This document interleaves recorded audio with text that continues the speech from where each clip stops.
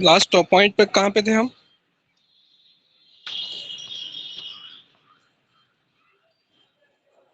Last lecture में हमने क्या कवर किया था?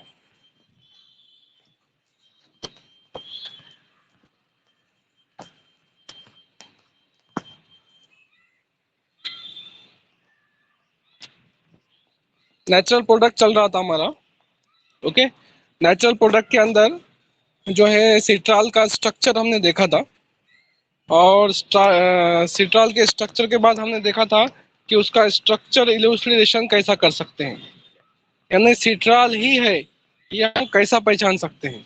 ओके, ये एक पॉइंट हमने लास्ट लेक्चर में देखा था। उसके बाद हम जो है नेक्स्ट देखा था उसके बाद में कि alkaloids.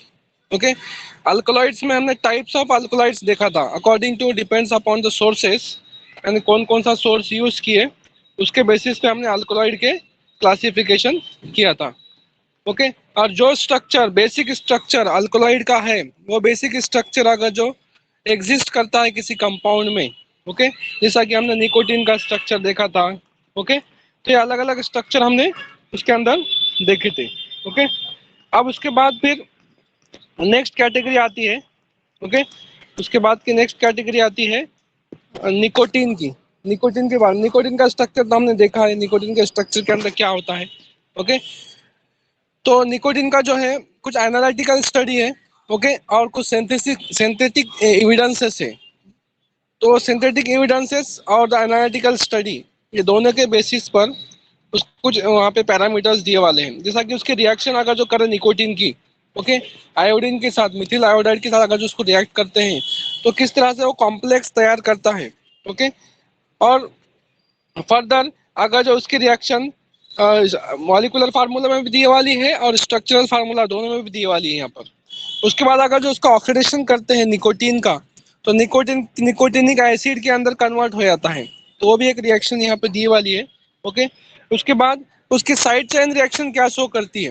Okay, side chain reaction के लिए हम कैल्शियम ऑक्साइड के साथ उसको रिएक्ट करेंगे। ओके, रिएक्ट करने के बाद निकोटीन का जो है निकोटीन के अंदर जो है स्ट्रक्चर है, वो दो टाइप के स्ट्रक्चर एग्जिस्ट कर सकते हैं, फर्स्ट और सेकंड, दो टाइप का यहाँ पे दिया हुआ है। ओके, तो इस तरह से यहाँ पे निकोटीन के बारे में दिया। निकोटीन का स्ट्रक्चर इंपॉर्टेंट है। निकोटीन का स्ट्रक्चर अगर जो आपको समझ में आता है तो फिर उसके बाद में उसके रिएक्शंस आप अलग अलग रिएजेंट के साथ आप बता सकते हैं। ओके, उसके बाद है पाइनर्स वर्क। पाइनर्स एक साइंटिस्ट था।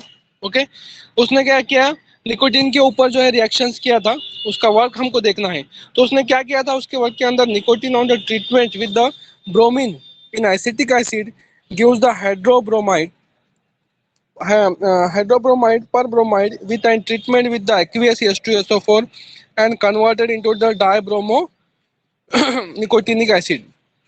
अब देखिए dibromo cotinine on heating with the mixture of the sulphurous acid H2SO4 के साथ अगर जो रिएक्शन होती है, टेम्परेचर मेंशन है 130 टू 140 डिग्री सेंटीग्रेड, तो उसका कन्वर्जन हो जाता है 3 एसिटिल pyridine के अंदर। तो इस तरह से उसकी रिएक्शन यहाँ पे शो करे वाली है कि अगर जो डायब्रोमो कोटिन की रिएक्शन H2SO4 के साथ करते हैं तो हमको 3 एसिटिल pyridine मिलता है, ऑक्सैलिक एसिड मिलता है, मिथिल अमाइन मिलता है। उसके साथ में फिर से अगर तो निकोटीन की रिएक्शन अगर जो हम जो Br2 के साथ करें तो यहाँ पे ब्रोमिनेशन की रिएक्शन होती है, डायब्रोमोटोकिनिन जो उसके अंदर एज ए इंटरमीडिएट मिलता है। उसके बाद भी बेरियम हाइड्रोक्साइड के साथ बेसिक रिएजेंट के साथ अगर रिएक्शन करते हैं तो हमको further nicotinic acid, malonic acid और मिथिल अमाइन इस तरह से हमको प्रोडक्ट मिलेंगे। तो इसको हमको बार बार लिख कर देखना है, तो ये सारे हमको चीजें याद रहेंगी।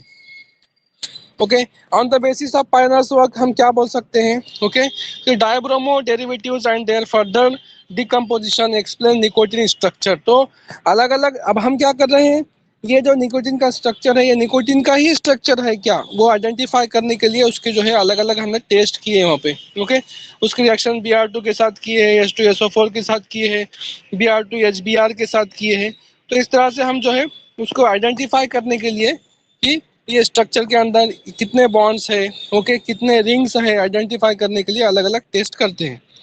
उसके बाद अब निकोटीन एसिड को अगर जो हम लेबोरेटरी के अंदर सिंथेसाइज करना है तो किस तरह से सिंथेसाइज करेंगे, तो हमको जो है रिएक्टिंग मटेरियल, स्टार्टिंग मटेरियल हमको सक्सिनिक अमाइड लेना पड़ेगा। ओके, और उसकी रिएक्शन जो इलेक्ट्रोलाइटिक रिडक्शन करना पड़ेगा। उसके बाद हमको एक इंटरमीडिएट मिलेगा दैट इज 2 pyridinone, ओके। और उसकी रिएक्शन फिर वापस से CH3SO4 के साथ करेंगे अल्कलाइटिंग एजेंट के साथ। उसके बाद में फिर अल्कलाइजेशन हो जाएगा नाइट्रोजन आइटम के ऊपर, उसका अल्कलाइजेशन हो गया। उसके बाद भी फर्दर रिएक्शन करेंगे सेकंड स्टेप के अंदर, synthesis of the ethyl nicotinate. तो सेकंड स्टेप करेंगे तो ये टाइप की रिएक्शन है। तो इसमें क्या करें, हमने जो दो टाइप्स के अलग अलग जो प्रोडक्ट है उसको बाद में फिर कंबाइन करेंगे।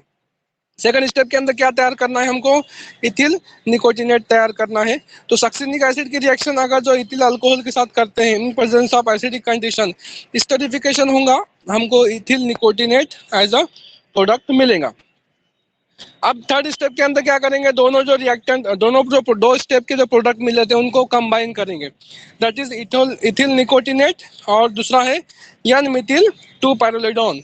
दोनों को रिएक्ट करेंगे इन presence of basic condition that is the ethyl sodium ethoxide के प्रेजेंस में। तो यहाँ पे जो रिएक्शन होंगी वो रिएक्शन का नाम है Claisen condensation types of the reaction होंगी। तो यहाँ पे हमको इंटरमीडिएट मिलेगा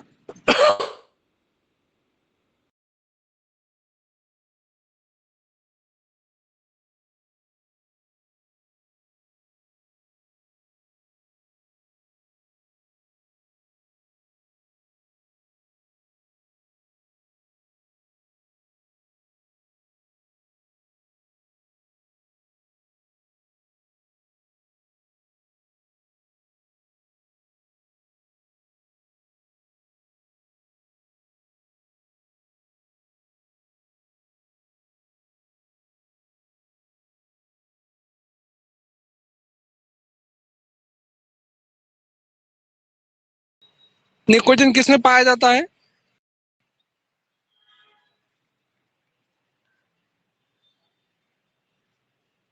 hello,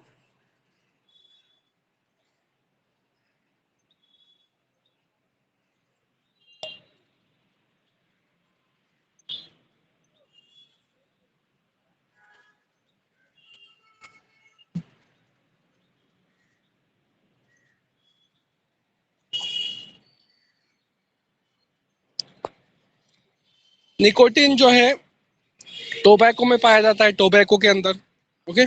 nicotine is a strongly basic liquid, okay, and one of the most poisonous alkaloid. उसके अंदर क्या होता है, इसमें इफेक्ट ब्लड सर्कुलेशन पे इसका इफेक्ट होता है, ब्रेन पे इसका इफेक्ट होता है। ब्रेन पे क्या होगा, डिजीनेस आ सकती, लाइट हेडेक हो सकता है। इसलिए तो निकोटीन के जो है बहुत सारे लोग एडिक्टेड हो जाते हैं, ओके। उसके बाद गैस्ट्रो इंटेस्टाइनल सिस्टम पे क्या होता है कि नोजिया होता है, वॉमिटिंग होता है, ड्राई माउथ होता है, ओके।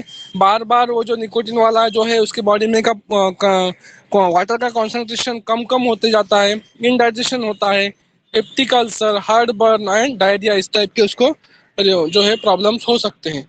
उसके बाद हार्ट में क्या प्रॉब्लम हो सकता है, change in heart rate, rhythm increase, blood pressure, risk of stroke and disease and coronary artery diseases भी उसको हो सकते हैं। उसके बाद दूसरा क्या इफेक्ट है, उसके लंग्स के स्पास्म हो सकते हैं, न्यूमोनिया हो सकता है, रिस्क ऑफ डायबिटीज और जॉइंट पेन, इतने सारे उसके जो है प्रॉब्लम्स हो सकते हैं निकोटीन के वजह से। अब नेक्स्ट है हार्मोन्स। अब हमारे बॉडी में बहुत सारे जो है हार्मोन सिक्रेटिंग ग्लैंड्स हैं, ओके। अब हार्मोन सिक्रेटिंग ग्लैंड्स कौन से, दो टाइप के रहते हैं, एंडोक्राइन, एक्सोक्राइन्स, ओके। अलग अलग हार्मोन्स बॉडी के अंदर सिक्रेट होते हैं। तो यहाँ पे क्लासिफिकेशन किया गया कि हार्मोन्स को क्लासीफाई किसमें किया गया, एक पेप्टाइड और प्रोटीन हार्मोन्स, दूसरा है अमाइनो एसिड डेरिवेटिव्स, तीसरा है फैटी एसिड डेरिवेटिव्स एंड चौथा है स्टेरॉइड हार्मोन्स, ओके। उसमें का फर्स्ट है एड्रेनालिन, ओके। तो एड्रेनालिन के अंदर क्या होता है, एड्रेनालिन के अंदर जो है it is a secreted from the medulla part of the adrenal glands. एक एड्रिनल ग्लैंड होती है उसके थ्रू इसको सिक्रेशन होता है। Naturally occurring adrenaline is the laevorotatory while synthetic is the racemic mixture. इसका स्ट्रक्चर यहाँ पे दिया वाला है एपिनेफ्रिन और नॉर एपिनेफ्रिन में। और उसका फंक्शन जो है एड्रेनालिन का वो ये है कि main function of adrenaline is to increase the blood pressure and it is also used to stop the blood hemorrhage, okay. Hormone is active only when given in the injection form। तो generally hormone जो है injection के form में ही दिए जाते हैं, okay. Hormone जो होते हैं इंजेक्शन टैबलेट के फॉर्म में नहीं दिए जाते, ओके, एक्टिव इंजेक्शन के फॉर्म में ही होते हैं। नेक्स्ट है synthesis of adrenaline from the catechol. Synthesis किस तरह से करेंगे उसका एड्रेनालिन का, ओके। तो जनरली क्या होता है, catechol when treated with the chloroacetic acid in presence of the phosphorus oxychloride gives the adrenaline. तो रिएक्शन में रिस्टार्टिंग मतलब हम कैटेकॉल लेंगे, साथ में क्लोरोएसिटिक एसिड लेंगे, तो हमको क्या मिलेगा, प्रोडक्ट मिलेगा adrenaline, okay. Step by step multi step reaction है, ओके। अब नेक्स्ट है ओट सिंथेसिस। और सिंथेसिस काय के लिए लेंगे, ये भी एक सिंथेसिस मेथड है for the preparation of the adrenaline. इसके अंदर हम क्या करते हैं, ओके, इसके अंदर कैटेचुइक एल्डिहाइड की रिएक्शन करते हैं हाइड्रोजन साइनाइड के साथ, ओके, और जिसके वजह से साइनोहाइड्रिन मिलता है, उसका रिडक्शन करते हैं, उसके बाद हमको adrenaline as a product finally हमको मिलता है। अब ये टॉपिक है तो हमारा नेचुरल प्रोडक्ट का टॉपिक था। अब इसके बाद जो नेक्स्ट लेक्चर में हम जो है स्टेरियोकेमिस्ट्री टॉपिक जो है लास्ट टॉपिक है, ओके, तो हम वो कंप्लीट करेंगे, ओके, और उसके बाद जो है फिर हमारा जो है सब्जेक्ट यहाँ पर कंप्लीट हो जाएगा। तो हम थोड़ा सा यहाँ पे रुकते हैं आज।